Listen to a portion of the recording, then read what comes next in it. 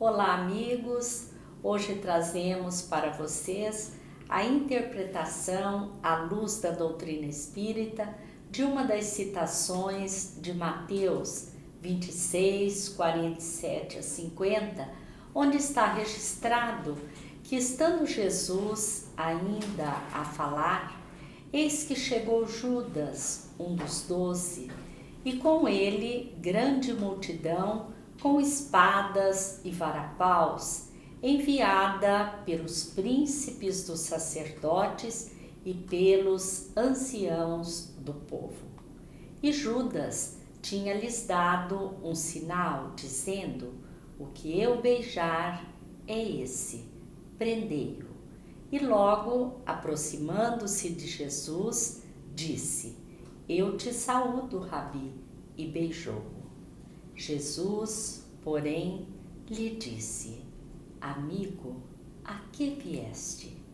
Então, aproximando-se eles, lançaram mão de Jesus e o prenderam. Vejamos que Jesus sabia que estava sendo traído e chama o traidor de amigo. Como entender esta atitude ou este ensinamento de Jesus, já que toda a sua passagem pela terra foi pautada por ensinamentos? O palestrante espírita de Maringá, Vitor Hugo Freitas de Almeida, vai nos falar sobre esta passagem e depois da entrevista vamos ver a mensagem do Momento Espírita. Olá, Vitor, que bom ter você no programa hoje. Nós hoje vamos desenvolver um tema que, a meu ver, traz reflexões muito importantes para a nossa vida, né? Amigo, a que vieste? Que situação levou Jesus a fazer esta pergunta para Judas? Olá, Ivone. Quero registrar que para nós também é uma grande alegria poder retornar a esse programa, O Espiritismo Responde.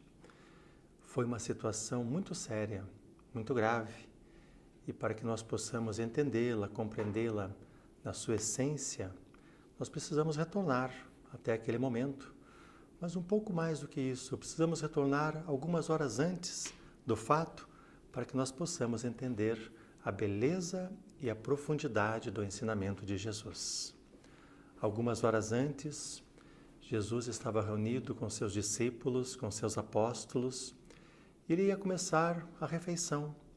Eles estavam celebrando a Páscoa.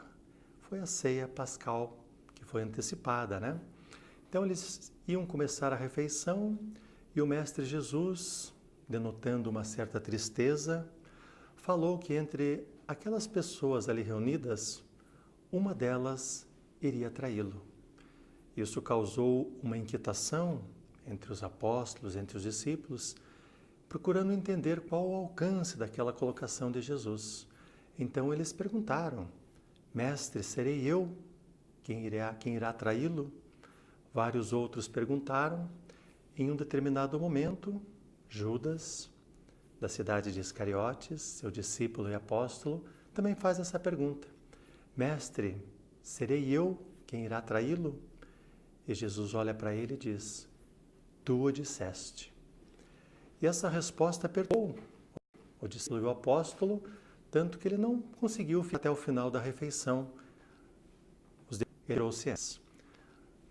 Os demais fatos aconteceram, sucederam-se, e um pouco mais adiante Jesus convida os 11 agora discípulos e apóstolos para irem orar com ele. Dirigiram-se ao Monte das Oliveiras, ao Getsemane, esse local, na verdade, um horto, né? E foram ali orar. Lá chegando, ele pede para os companheiros que permaneçam em vigilância e oração, e ele convida 3 companheiros, Pedro, Tiago e João, os 2 irmãos, para irem com ele um pouco mais adiante, para também orar. E assim fizeram. Jesus afasta-se um pouco dos 3 companheiros e pede que eles fiquem em oração e vigilantes. Retorna dentro de uma hora e pouco, e os encontra dormindo. Naquele momento, Jesus vai, então, nos trazer um ensinamento também precioso. dormistes, não fostes capazes de velar comigo nem uma hora sequer? Vigiai e orai, a fim de não entrardes, não cairdes em tentação. Volta para orar, na segunda vez encontra-os dormindo novamente. Acorda-os, convida-os novamente à vigilância e à oração, e pela terceira vez vai orar. Quando ele retorna, o sono pesado acometera novamente os discípulos, os três, e ele os acorda e agora diz: agora acordem, porque aqueles que vieram buscar o Filho do Homem já estão chegando. E eles percebem que uma pequena multidão, uma pequena turba se aproxima. Junto com eles estava Judas. E as pessoas vinham armadas, com clavas, com espadas. E Judas havia convencionado com aquelas pessoas que vieram amando do sumo sacerdote para prender Jesus. Então ele falou: aquele a quem eu beijar será o sinal, vocês deverão prendê-lo. E vai então ao encontro de Jesus, dá um beijo em seu rosto, e naquele momento Jesus olha para ele sem nenhuma crítica, sem nenhuma cobrança, sem nenhum constrangimento, e pergunta simplesmente: amigo, a que vieste? Esse foi exatamente o contexto, foi exatamente a situação, Ivone. Impressionante, né? E então, Vitor, considerando que Jesus sabia qual era a intenção, qual era o propósito daquele discípulo equivocado, qual o ensinamento que ele nos proporcionou com aquela postura? Porque toda a atitude de Jesus era pautada por ensinamentos, né? De fato. Essa expressão que você usou, Ivone, é muito interessante, porque foi exatamente o que aconteceu. Foi o discípulo equivocado, porque Judas não era mau na sua essência, mas ele estava equivocado com relação à postura do mestre, que esperava, como demais pessoas também esperavam, que Jesus fosse promover uma grande revolução, expulsar aquele povo que os oprimia.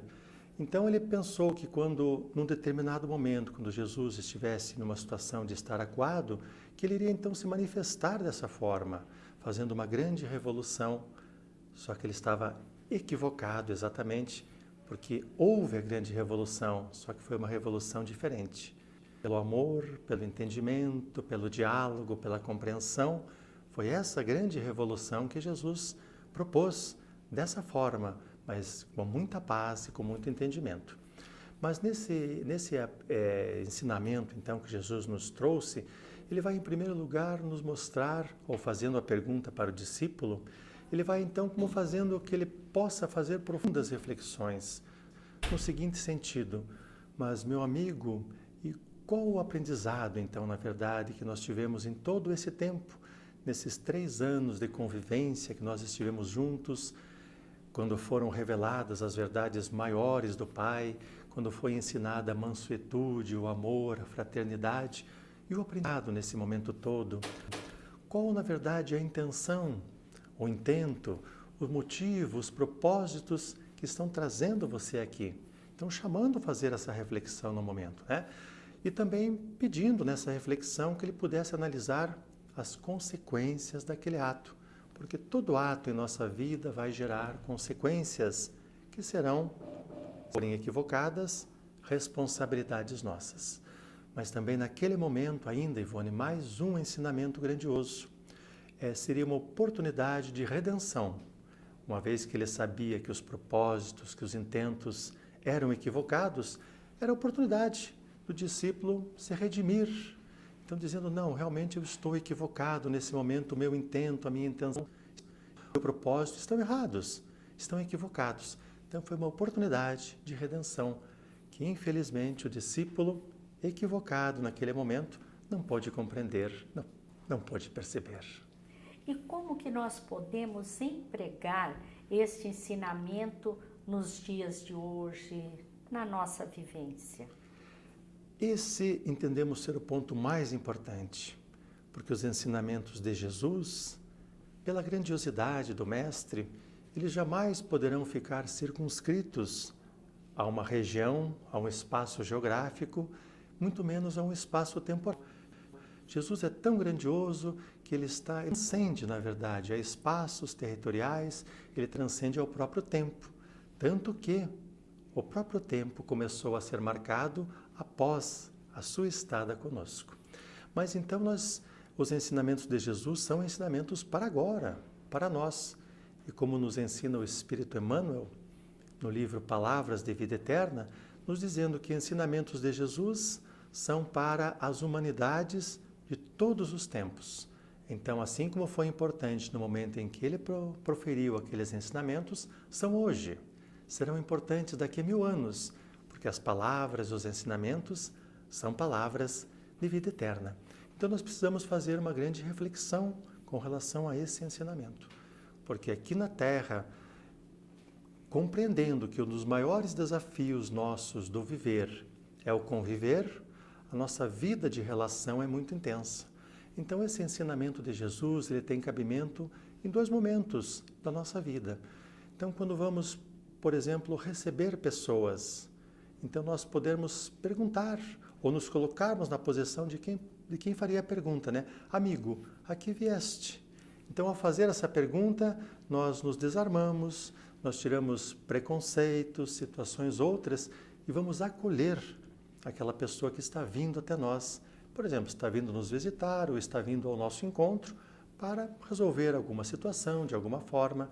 Então, a grande oportunidade nossa nesse momento, em fazendo esta pergunta, é nos prepararmos e nos colocarmos em condição de bem receber, de bem acolher, fraternalmente, carinhosamente.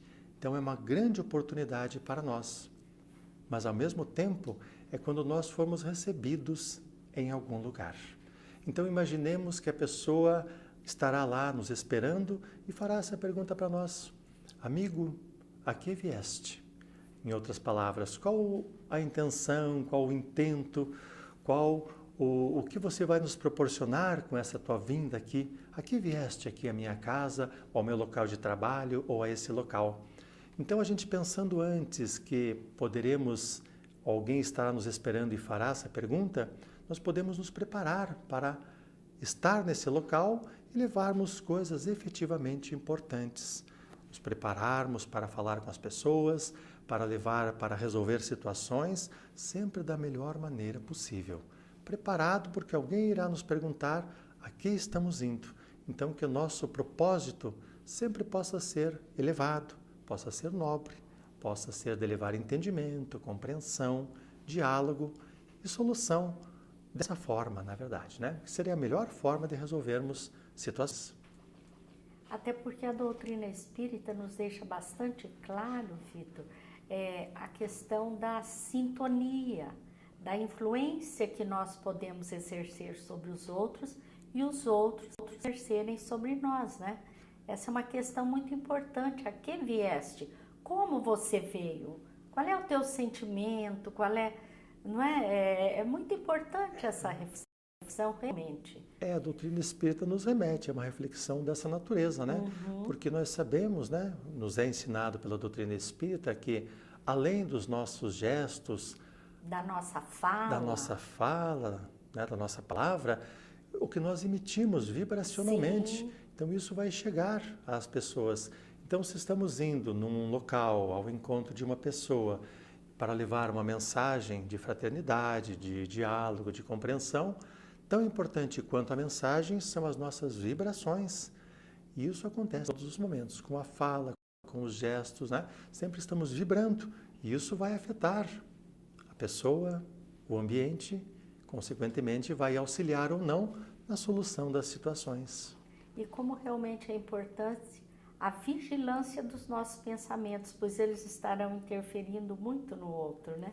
E você veja, Ivone, que na passagem a que nos referimos, estão tão próximos esses ensinamentos, né? Do vigiai e orai. Vigiai e orai. Para logo na sequência, amigo, a que vieste? A que vieste, né? Olha que pergunta forte, né? Forte. E como que deve ser então, Vitor, a nossa preparação quando nós formos ao encontro de alguém? É interessante também, né, essa forma, essa expressão que você usa, porque nós podemos sempre ir ao encontro de alguém, o que vai pressupor... Ou de encontro, exatamente, né? Então, se a gente for ao encontro, quer dizer que nós estamos indo com o intuito de acolher, de amparar, de bem receber. É um encontro fraterno, fraternalmente receber. A contrário senso, ir de encontro já representa embate, conflito, situações dessa natureza, né? Então, sempre que nós formos ao encontro de alguém, que já tem uma significação muito grande, a nossa preparação. Então, se nós soubermos já de antemão com quem nós iremos encontrar, são 3 aspectos, né? Nós iremos nos deparar com pessoas, vamos nos deparar com ambientes e também com situações. Então, sabendo disso e nos preparando, o nosso resultado, o nosso intento poderá ser totalmente diferente do que alguém ir falar com alguém ou ir ao encontro sem uma preparação. Então, se já conhecemos, sabemos que vamos tratar com uma pessoa de difícil trato, de difícil entendimento, difícil compreensão, nos preparamos antes. Buscamos a ajuda, o amparo dos amigos espirituais, vamos pensar nas palavras que vamos utilizar. Se sabemos que o ambiente está conturbado, também vamos preparados para que possamos colaborar com o ambiente, colaborar com a situação também que está desenhado, foi proporcionada. Então essa preparação anterior é muito importante. Devemos sempre estar preparados para levar o melhor quando nos encontrarmos com as pessoas. Por outro lado, se nós não soubermos quem vamos encontrar, qual situação e qual ambiente, um motivo maior ainda de preparação, porque não sabemos quem iremos tratar, ou qual ambiência, ou qual situação com as quais nos depararemos. Então a preparação é muito importante. Isto nos leva a refletir que é muito importante nós estarmos vigilantes constantemente. Constantemente. Porque nós nunca sabemos as situações com as quais vamos nos deparar, não é? E isso é tão importante, né? Porque nós saímos de casa, nós não sabemos qual situação irá ocorrer. Sim. Na rua, na calçada, rumo ao trabalho, rumo a qualquer local, com quem vamos nos deparar. Bem, na rua, também em qualquer local. Uhum. E podemos nos deparar com situações muito conflitantes, sim, muito difíceis. Então, essa preparação é muito importante em nossas vidas. E como que a espiritualidade atua nessas situações, Vitor?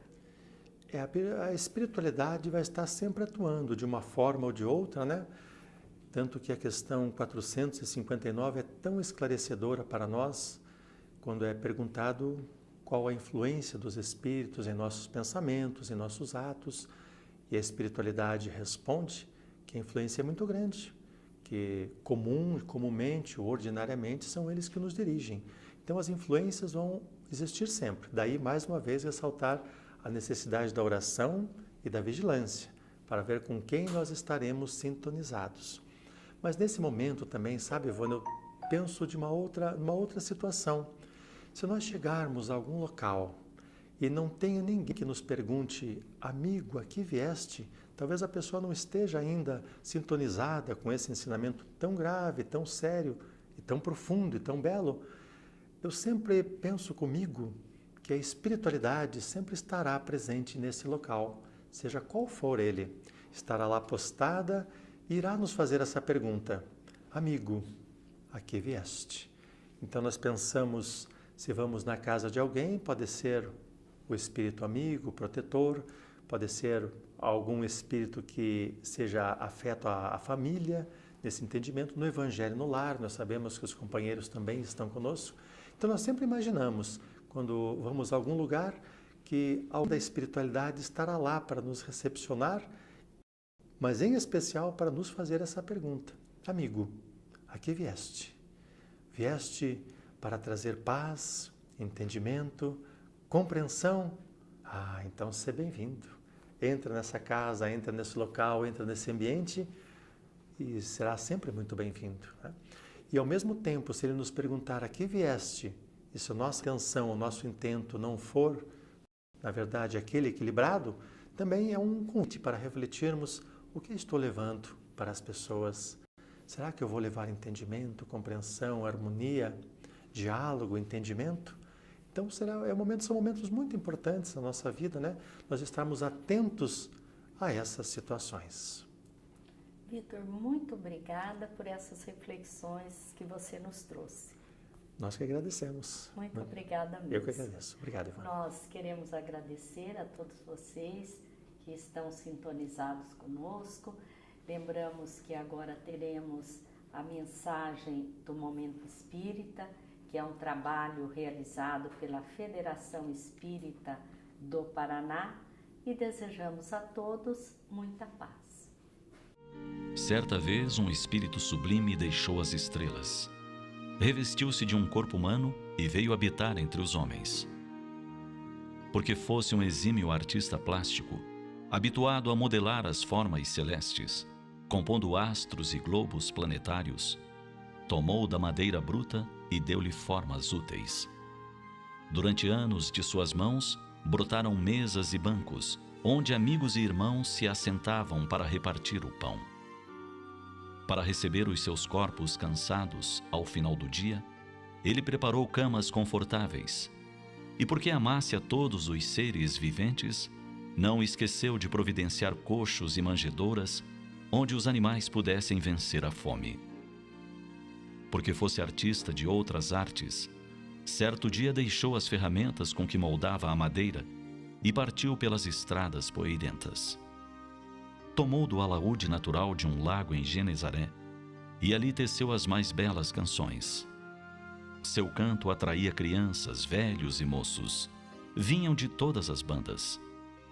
A entonação de sua voz calava o choro dos bebês, e as dores arrefeciam nos corações das viúvas e dos desamparados.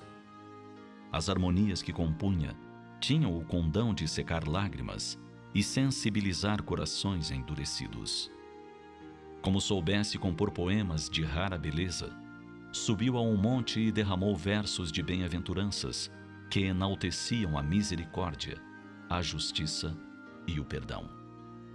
Porque sua sensibilidade se compadecia das dores da multidão, multiplicou pães e peixes, saciando-lhe a fome física.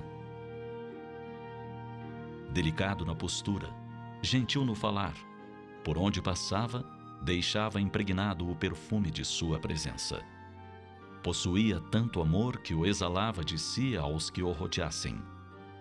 Uma pobre mulher enferma tocou-lhe a barra do manto e recebeu os fluidos curadores que lhe restituíram a saúde. Dócil como um cordeiro, abraçou crianças, colocou-as em seus joelhos e lhes falou do Pai que está nos céus, que veste a erva do campo e providencia alimento às aves cantantes. Enérgico nos posicionamentos morais, usou da sua voz para o discurso da honra, defendendo o templo, a casa do Pai, dos que desejavam lesar o povo, já por si sofrido e humilhado. Enalteceu os pequenos e, na sua grandeza, atentava para detalhes mínimos.